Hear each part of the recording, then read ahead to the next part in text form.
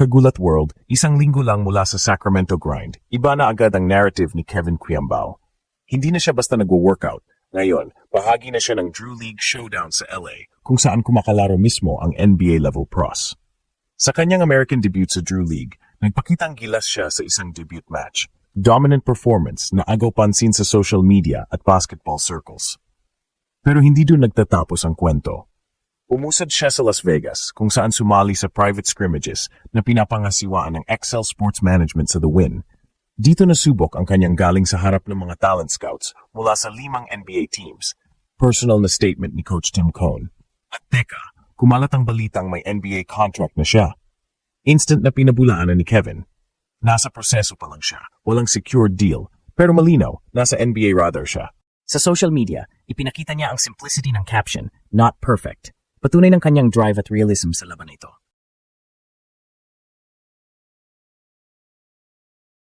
Ngayon, tanong natin, handa na ba ang sandata ng Filipino grit na ito sa global court? Sa isang corner sa Drew League, isang gym sa Vegas, at 5 teams na nagbabantay, bawat galaw niya ay may matinding piraso ng potensyal.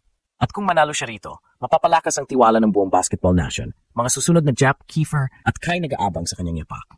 Kaya sa video na ito, sisilipin natin ang bawat hakbang niya mula LA hanggang Vegas.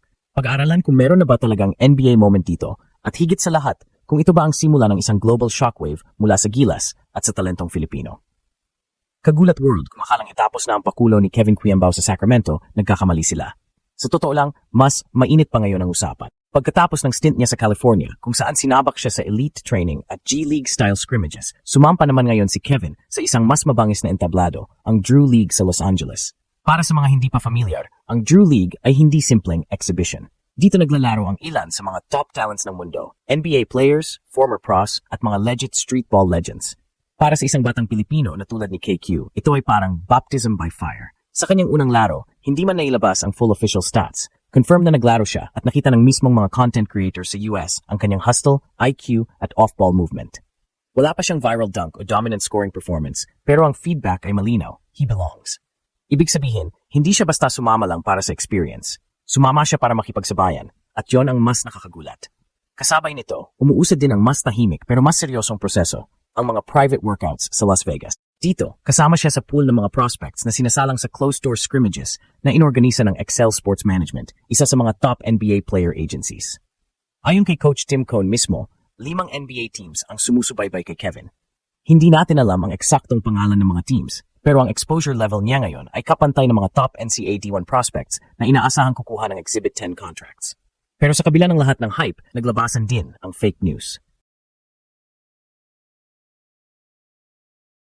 May mga nagkalat na may contract na raw siya sa Sacramento Kings. Si Kevin mismo ang nag-call out sa maling info.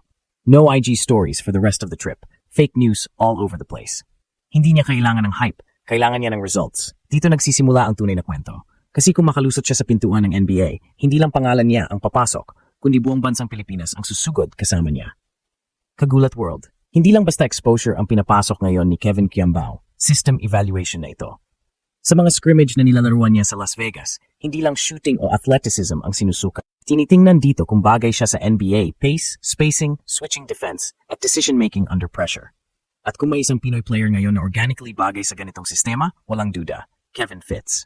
Bilang isang 6'7" forward na may elite passing vision, soft touch mula sa perimeter, at highly adaptable sa role-based play, si Kevin ay unique. Hindi siya traditional scorer, pero kaya niya maging connector. Isang role na sobrang mahalaga sa mga modern NBA schemes. Sa dami ng teams na naglalagay ng emphasis sa ball movement at positional versatility, tulad ng Miami, Toronto o OKC, swak na swak ang profile ni Kevin. Sa mga workout na to, malinaw ang tanong ng scouts. Can he think fast enough? Can he defend switches? Can he produce in limited minutes? Hindi mo kailangang maging superstar agad, pero dapat may tool ka na pwedeng i-develop. Sa gilas pa lang, napansin na yan. Kung paano siya ginagamit ni Coach Tim bilang hybrid forward na pwedeng magdala ng bola, mag-orchestrate ng half-court offense, o mag-cut sa weak side. Ang tanong, kaya ba niya gawin ito sa mas physical, mas mabilis, at mas ruthless na NBA environment? At ito pa ang twist. Habang sinusubok siya sa mga private sessions sa Vegas, nakaplano na rin ang pagbabalik niya sa Gilas duty. Kaya habang ang iba'y nagpahinga pagkatapos ng college season, si Kevin diretso trabaho, walang palya. Hindi pa man siya nakakapirma ng kontrata, pero bawat araw, lumalapit siya sa NBA reality. At kung papalarin, magiging unang homegrown Pinoy na dumiretso sa NBA nang hindi dumaan sa US NCAA, G League Ignite, o foreign leagues. Sa bawat second ng scrimmage, Kevin isn't just representing himself. Dala niya ang bandera ng bagong henerasyon ng Pinoy ballers na hindi na kailangan ng traditional na ruta para makilala sa mundo.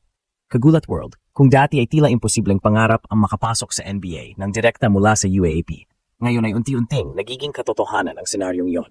Kung si Kai Sotto ang unang bumukas ng pinto sa global stage bilang isang legit 7-footer na NBA hopeful, si Kevin Quiambao naman ang sumusubok buksan ang bagong pintuan para sa skilled, high IQ, and system-ready Filipino forwards na hindi umaasa sa taas kundi sa utak at galing. At kung maisakatuparan ni Kevin ang dream na ito, hindi lang ito magiging personal na tagumpay.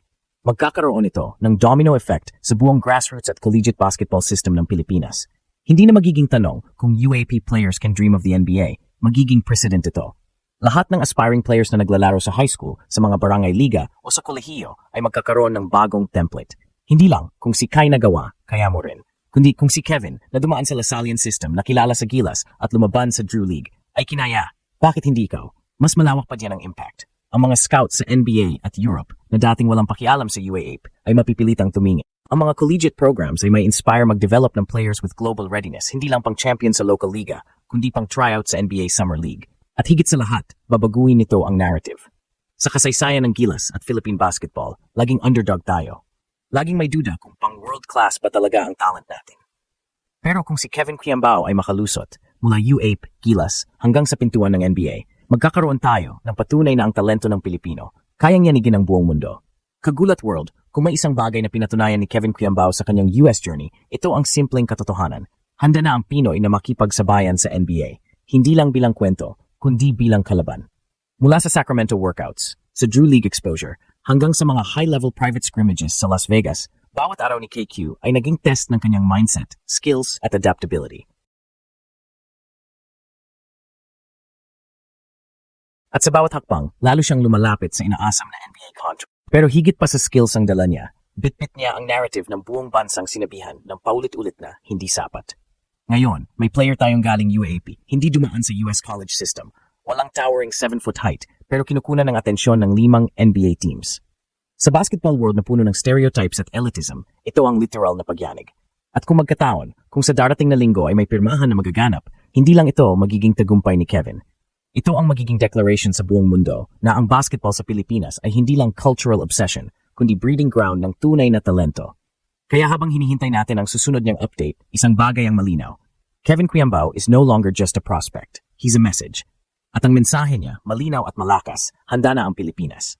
Ito ang ginulat ang mundo kung saan bawat galaw ng Pinoy naging lindol.